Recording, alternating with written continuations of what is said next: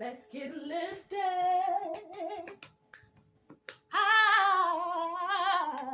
ABCs, 1, 2, 3. Take a look inside. Everything you need is right inside of you. Right inside of you on these ABCs. Thank you for learning with me. My name is Lauren Jones, and I am Amplified Genius Productions, LLC leader.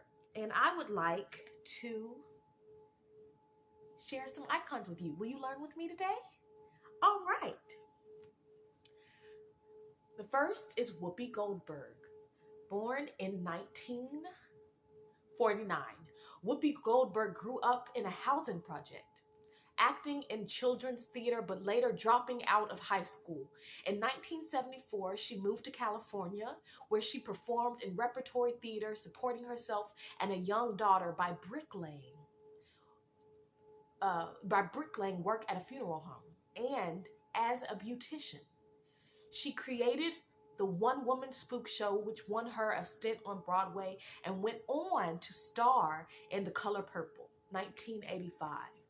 A film performance that earned her an Oscar nomination as well as Golden Globe and NAACP Image Awards. In 1990, she won the Oscar for her role in Ghost, only the second African-American woman to achieve that honor. Hattie McDaniel, of course, won in 1939 for Gone with the Wind, being the first. Renowned for the intelligence, social insight, and humanity of her comedic voice, Goldberg is also known for giving back to the community as a founding member of HBO's comic relief benefit shows for the homeless and in efforts to fight substance abuse and AIDS and to support human rights worldwide. These are the African American Women Knowledge Cards, Library of Congress. That is a beautiful picture of Whoopi Goldberg, who you may know from The View, one of my favorite TV shows. Let's keep going. Ida Wells Barnett, born in 1862, passed in 1931. How old was she when she passed? Anyone want to tell me? How many years did she live? I know the answer, but I'm going to wait for you to tell me. Do you know?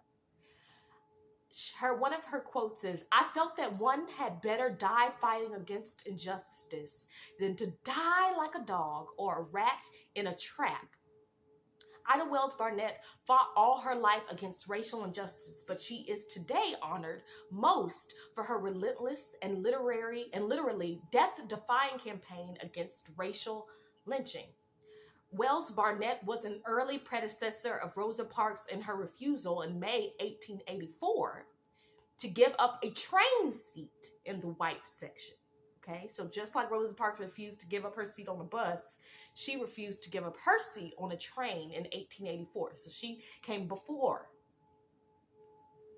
Removed by force, she sued and won in the circuit court, but the Tennessee Supreme Court later reversed the decision. The disheartening incident galvanized her desire to fight for racial equality using the weapon she wielded best, the pen. Wells Barnett became a full-time journalist in 1891, and for many years she defied mob violence and terror to train a relentless and harsh light on the national disgrace of lynching, even taking her campaign abroad. That's Ida B. Wells Barnett, who was 69 years old when she passed. Let's keep going. Madam C.J. Walker, born in 1867, passed in 1919. Okay, how old was she? Amplified Genius Billionaires. Born in Delta, Louisiana, raised on farms there and in Mississippi, married by age 14 and widowed at 20, Madam C.J. Walker went on to become a successful hair and cosmetics entrepreneur, and by the early 20th century, the richest self-made woman in America. Yet Walker saw her personal wealth as not an end in itself, but a means to help promote and expand economic opportunities for others, especially African Americans. She took great pride in the profitable employment and alternative to domestic labor that her company afforded many thousands of Black women who worked as commissioned agents. Walker was also well known for her philanthropy, supporting African American educational and social institutions from the national to the grassroots levels. Walker's daughters, Alila, Walker's daughter, Alila, carried on this tradition, opening her mother's and her homes to writers and artists of the emergent Harlem Renaissance and becoming a catalytic figure in that movement. She is photographed here as a courtesy Walker, I can't read everything, managing company brochure. This is a Library of Congress knowledge card. And that is Madam C.J. Walker. All right. George Washington Carver, a world-renowned born in 1864, passed in 1934, a world-renowned agricultural chemist whose advice was sought by scientists around the world. George Washington Carver was also, in the words of Nobel laureate Ralph Bunche, the least imposing celebrity the world has ever known. Born amidst the bloody struggle over slavery in Missouri and orphaned by it, Carver grew up in various parts of the Midwest, working at odd jobs as he gained a high school and college education. Though gifted in both music and art, one of his paintings was exhibited at the 1893 World's Columbian Exposition.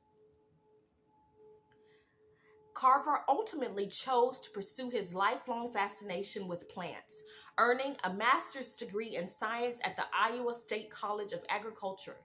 Subsequently, he was invited by Booker T. Washington to join the faculty of the Tuskegee Institute in Alabama.